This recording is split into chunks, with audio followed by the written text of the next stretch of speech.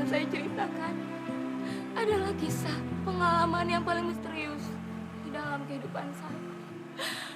Pengalaman yang tidak dapat saya lupakan sampai kapanpun. Saya adalah korban kezaliman suami saya yang pemabuk. Di saat saya kritis, Allah yang menolong saya. Allah menolong saya dengan keajaibannya, dengan mujizatnya. Mujizatnya kepada saya untuk menolong saya. Pertolongan itu menjadi teguran buat suami saya.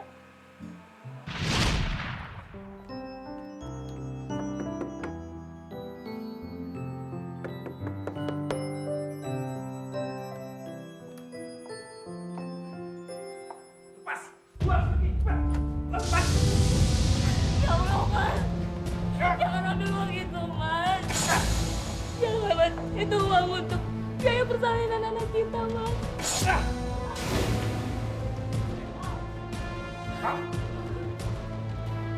Bangun.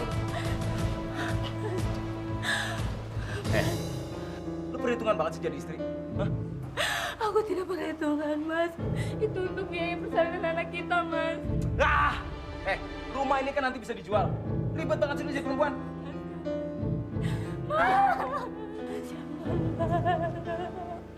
Mas jangan. Tenang sayang. Dengan uang itu, abang bisa belikan apa saja yang kamu mau. Mas jangan. Yuk.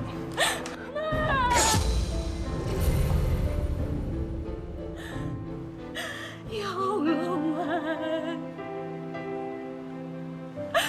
Kenapa kamu tidak sadar, Mas? Tidakkah kamu memikirkan baik kita, Mas? Kenapa kamu terjerumus?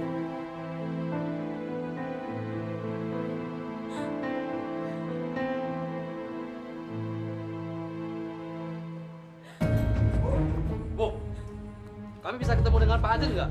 Suami saya lagi sedang keluar, Pak. Maaf, Bu. Saya sudah tidak punya toleransi lagi.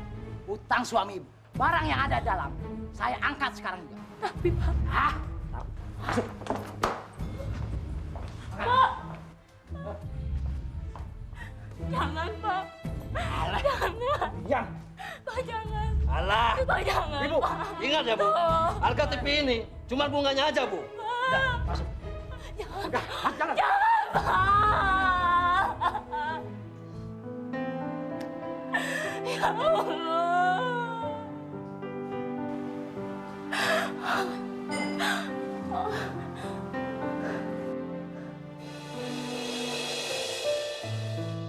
Ya Allah, yang Maha Pengasih dan lagi Maha Penyayang, berikanlah hidayahmu kepada suamiku, ya Allah. Bukakanlah pintu taubatmu, ya Allah. Maafkanlah dia, ya Allah.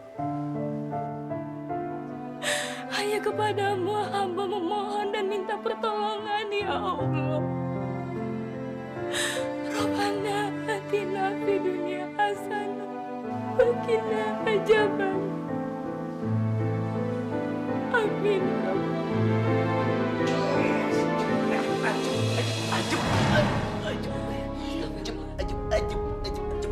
Mas mabuk lagi ya, Mas? Diam lo. Bawel. Ceramah mulu. Mendingan daripada lo ceramah, lo mendingan bikinin gue makan. Iya, Mas.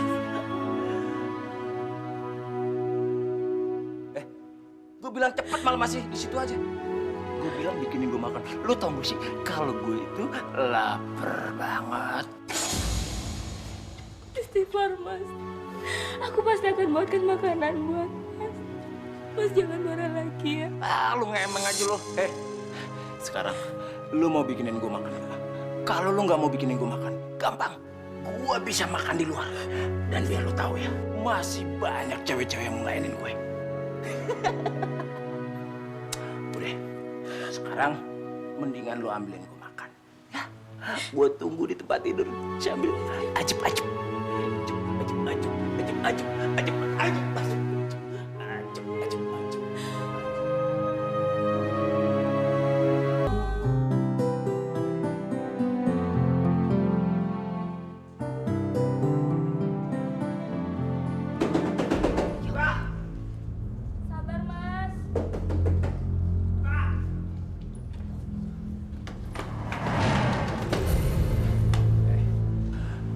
sih. Buka pintu, lama banget. Gue kan udah bilang, kalau gue nggak di rumah, pintu jangan ditutup. Kuping lo budek. Hah? Hah? Hah?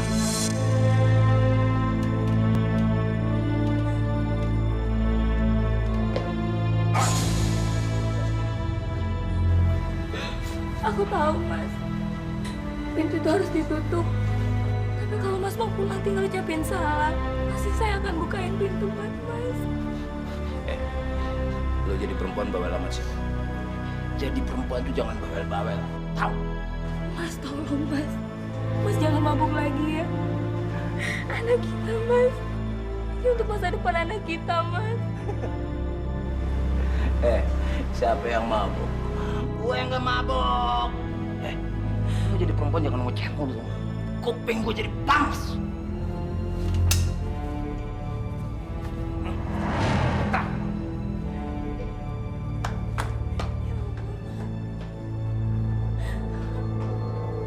Malam itu, Mas Adit begitu kesal padaku. Dia memutuskan untuk pergi keluar rumah dan masa bodoh dengan keadaanku yang kesakitan. Dasar istri bawel, kerjaannya cuma ngobrol mulu. Resek. Orang mabuk udah melin. Dia nggak tahu gue seneng mabuk.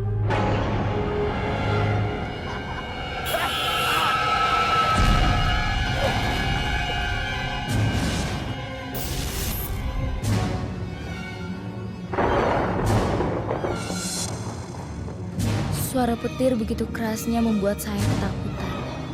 Saya sudah sangat pasrah jika Allah mengambil nyawa saya. Perut saya terasa sakit sekali, tapi saya tidak bisa berdiri. Hanya merintih dan menangis saja.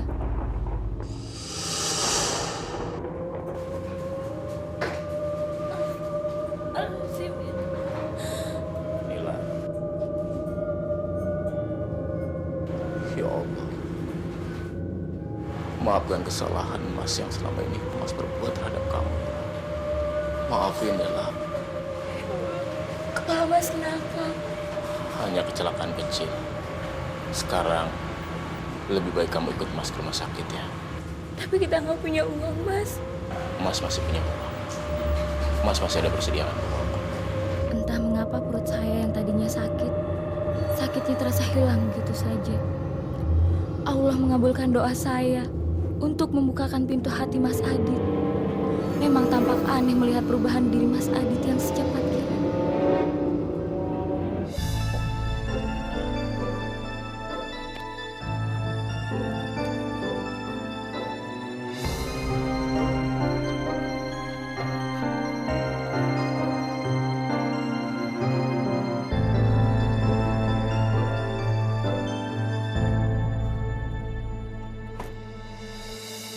Ya Allah, perutku sakit sekali. Astagfirullahaladzim. Perutku sakit sekali, ya Allah. Tolong antar saya ke rumah sakit, Pak. Istri saya mau melahirkan.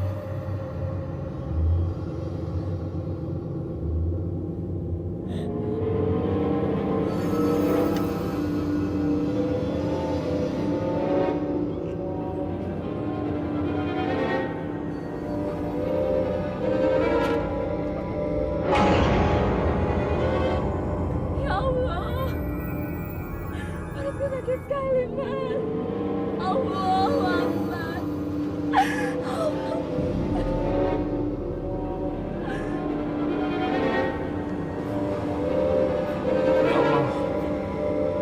Tolong ya Allah. Walaupun laki-laki ini pemabuk ya Allah. Tapi saya yang bersalah ya Allah. Karena saya telah menabrak dia ya Allah. Tolong ya Allah. Jangan cabut aja laki-laki ini dulu ya Allah. Rasanya ajal saya begitu dekat. Saya tidak kuat lagi menahan sakit yang sangat luar biasa. Saya memegang tangan Mas Adit begitu kencang. Alhamdulillah Mas Adit tidak luput membesarkan hati saya. Dia selalu menyuruh saya untuk tetap kuat demi anak kami. Tahanlah. Kamu harus kuat. Mas akan selalu berada di samping kamu. Sabar ya Bu, sebentar lagi kita bertemu dengan dokternya. Pak, Bapak baik-baik saja?